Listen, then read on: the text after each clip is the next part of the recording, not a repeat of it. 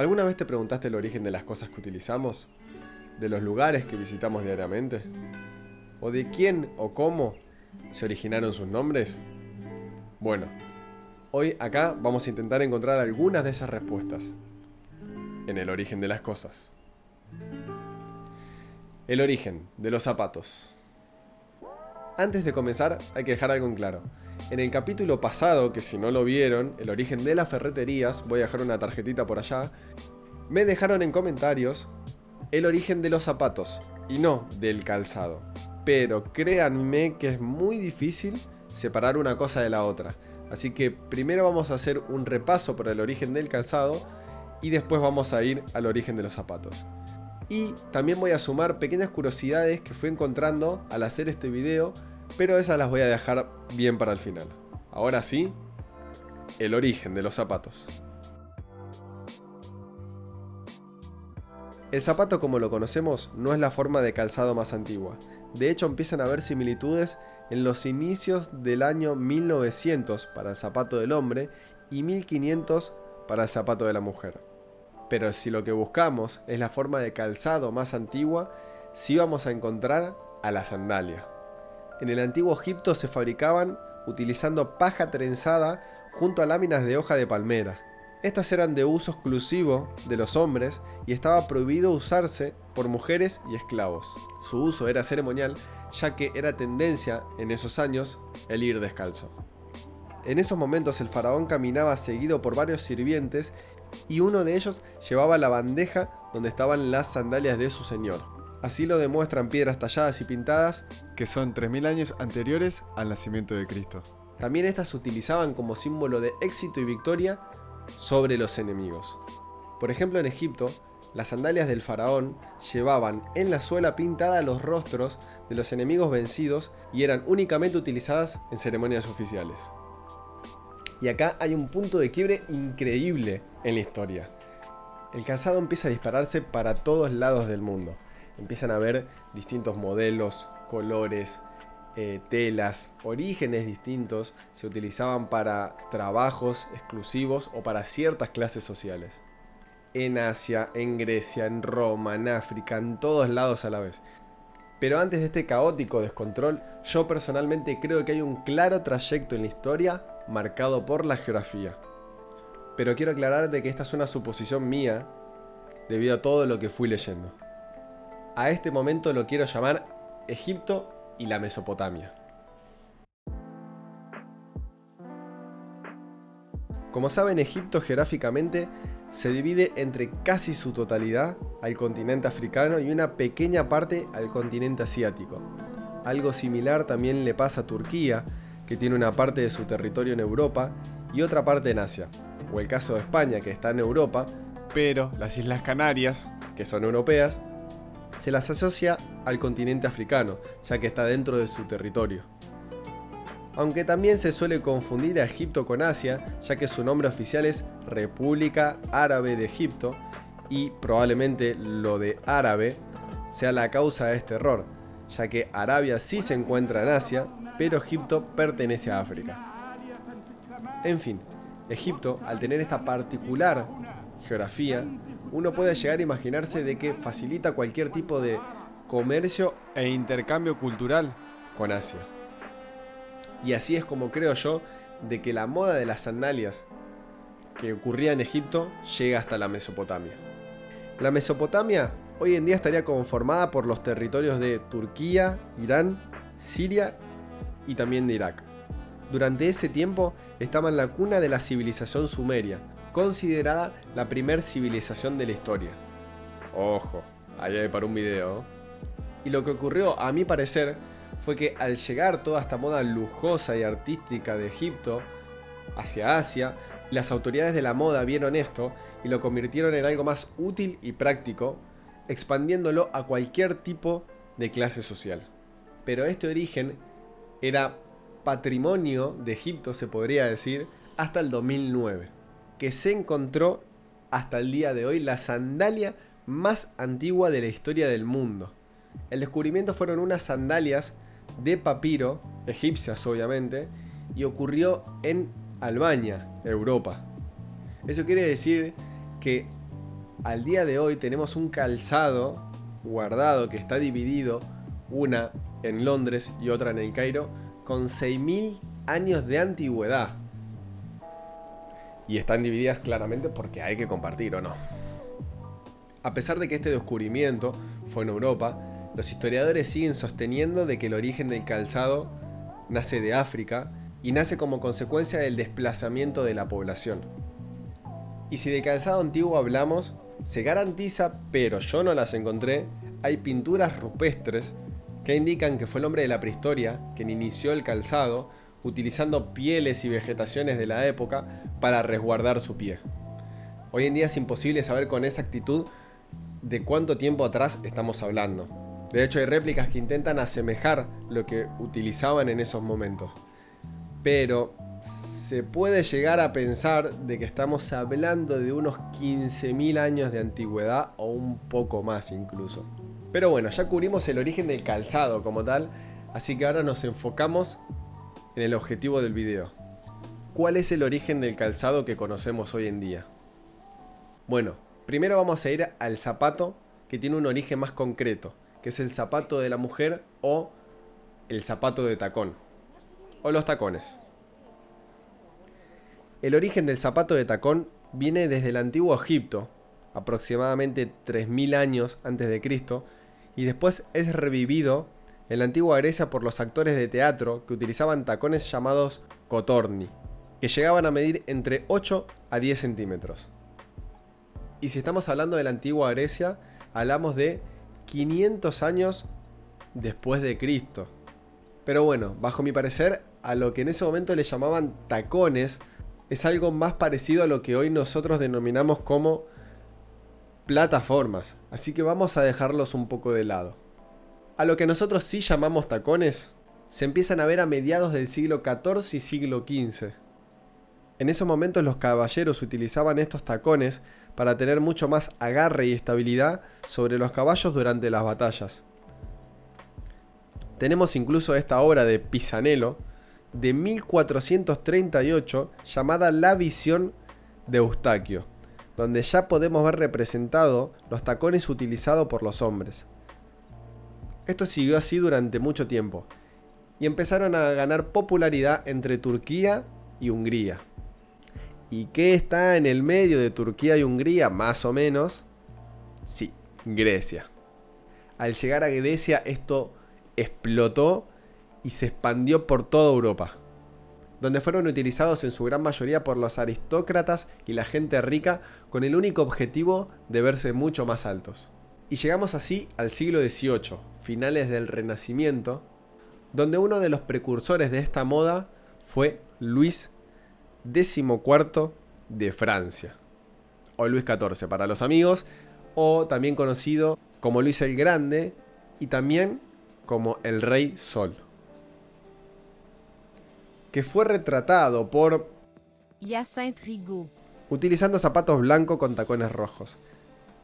Y se dice de él que era muy fanático de los lujos y de los adornos refinados, y que estaba obsesionado con este tipo de zapato. Y ahora quiero hacer un paréntesis en este momento de la historia, porque muchos lados de internet afirman de que él firmó un edicto, o sea, un decreto, que establecía que solo la nobleza podía utilizar los mismos tacones que él. Y por eso quiero hacer un paréntesis acá. Yo hablo por mí y solo por mí. Este decreto, del que muchas páginas en internet hablan, yo no lo encontré. Pero sí encontré algo más interesante de él. Lo que le quiero contar es que en 1598 Enrique IV firmó el Edicto de Nantes, que autorizaba a la libertad de conciencia y la libertad de culto, poniendo en fin las guerras de la religión del siglo XVI. Y el edicto que firmó él, llamado Fontainebleau, revocaba este edicto de Nantes, haciendo únicamente legal en toda Francia la religión católica. El edicto ordenó la destrucción de todas las iglesias de los hugonotes y el cierre de las escuelas protestantes. Para ponerlos en contexto, el término hugonotes fue el nombre otorgado a los protestantes franceses de la doctrina calvinista durante las guerras de la religión. ¿Y qué es el calvinismo? El calvinismo basaba sus creencias en Cristo y en Dios, No consideraba el sacerdocio como un sacramento. Básicamente no deberían existir ni los curas, ni los sacerdotes, nada de todo eso. Y también se creía que Dios estaba obviamente en todos lados, era omnipresente, omnipotente y todos los ovnis que vos quieras, pero no importaba cómo obrabas vos en tu vida, si hacías actos buenos o actos malos. Eso no te garantizaba ni la entrada al infierno ni al cielo. Esto obviamente, sin querer ofender a nadie, es una simplificación extrema de lo que es la religión del calvinismo. Volviendo a lo de antes, oficializó una persecución en 1681 con la Dragonada. Este nombre es el que se le daba a las tropas reales de Luis XIV en Francia y básicamente era la policía. Lo que buscaban era o bien reprimir a los hugonotes y que se fueran de Francia o bien convertirlos al catolicismo. Imagínense que entre 800.000 y 900.000 solicitaron asilo en otros países. Por ejemplo, Suecia, Suiza, Dinamarca, Escocia, Inglaterra. Y Luis XIV afirmó de que entre 1000 y 1500 se convirtieron al catolicismo. Pero bueno, no hay nada de zapatos en esto. Por eso digo que yo no encontré el decreto donde él dice que la nobleza tiene que llevarlo. Lo que sí encontré fue que él obligó a la gente de su corte a utilizarlo siempre y cuando no superaran su propia altura, y el que no los utilizaba era sentenciado con pena de muerte. Pero bueno, como de palabra, nada de un decreto ni nada similar. Y también obligó a Nicolas Lestrange, que fue el creador de los zapatos, a no hacer ningún otro igual, otorgándole el título de maestro zapatero del rey de Francia y considerándolo por él como el milagro de su época. También hubo un equivalente femenino de este zapato que se popularizó entre las damas de la corte, hasta el punto de que Madame de Pompadour, una famosa cortesana que fue introducida en la corte por sus parientes y también fue amante de Luis XIV entre 1745 y 1751, crearon un estilo llamado Talon Pompadour, pero antes de ella estuvo Catalina de Médici. Catalina de Médici era conocida históricamente por su mente maquiavélica y ser muy cruel en la política. Una de las características de esta reina fue que utilizó la moda como una herramienta para imponerse a los demás y así ganar más poder. Por ejemplo, ella estaba casada con Enrique II, y no se confundan, no es el mismo Enrique que antes, estamos hablando de 2 siglos antes incluso. Nos situamos ahora en 1519 y 1589, que fue la vida de la reina. Y como comentaba, estaba casada con Enrique II, pero ella sabía que tenía una relación secreta con una mujer de la corte llamada Diana de Poitiers. Pero a diferencia de ella, Catalina sabía que no encajaba precisamente con los estándares de belleza de la época, además de que era mucho más bajita. Así que lo que hizo fue contratar al zapatero más exclusivo de toda Florencia para que no solo la pusiera por encima del amante de su marido, sino también para que la pusiera a la misma estatura que el rey. Y al poco tiempo de esto, obviamente, las mujeres de las casas reales empezaron a copiar el mismo estilo de zapato. Pero bueno, ahora vamos con el zapato de los hombres. ¿Y quiénes fueron los que originaron la estética del zapato que usamos a día de hoy? Los zapatos Oxford y los zapatos Derby. Ambos vienen del siglo XIX y comparten varias cosas en común. De hecho, no se tiene de ninguno de los dos un origen definido y hay hasta versiones distintas de cómo comenzaron. Pero hoy les voy a contar las más destacadas. Empecemos por los Derby.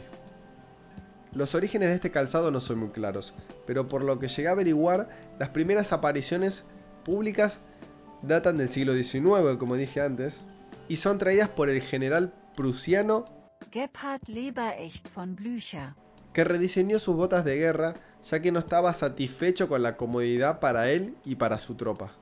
Hay mucha gente que cree que tienen estilos distintos, pero técnicamente son el mismo zapato. Y ahora vamos con los Oxford. El origen evoca directamente al nombre y el origen geográfico de este zapato, o sea, Oxford. Se cree que en los comienzos del siglo XIX los estudiantes utilizaban botas altas hasta la rodilla y que con el tiempo fue recortada a una bota media denominada oxoniana, pero esta bota no utilizaba cordones, sino que utilizaba botones y contaba con mucho más taco. Solo era cuestión de tiempo para que se recortara más todavía y que en vez de usar botones pasaran a los cordones. Todo este proceso fue gradual y la primera vez que aparece el término zapato Oxford fue en 1846, escrito en una famosa revista de la época que decía, cito: zapato Oxford, el mejor para caminar. Se atan de la parte delantera, pues tienen 3 o 4 agujeros. Modelos del zapato como el que están viendo ahora en esta fotografía ya se confeccionaban en Inglaterra en 1830, aunque se pusieron de moda en 1880. Tienen muchas diferencias los Oxford y los Derby, pero creo que la más clara es que donde se atan los cordones, en los Derbys parecen que fueran como orejas que sobresalen, o sea, son tiras de cuero por arriba del zapato. En cambio, el Oxford forma todo parte del mismo zapato. Y bueno, ahí terminan los zapatos de hombre, de mujeres y el origen del calzado como tal. Y ahora vamos a algo que a mí particularmente me fascina: el origen de la palabra. Con respecto a la palabra zapato, no hay nada claro de sus orígenes. Pero si vamos lo más atrás posible, ya en 1140, en un poema del Mío Cid, se puede leer la palabra. Del mismo modo, hay escrituras castellanas del 978 donde se pudieron encontrar escritos como el que están viendo en pantalla, y también en la Vida Santa María Egipciana, poema del siglo XIII, se puede leer lo que ahora están viendo en pantalla. Y con esto estaría completo el origen del calzado y el origen del zapato.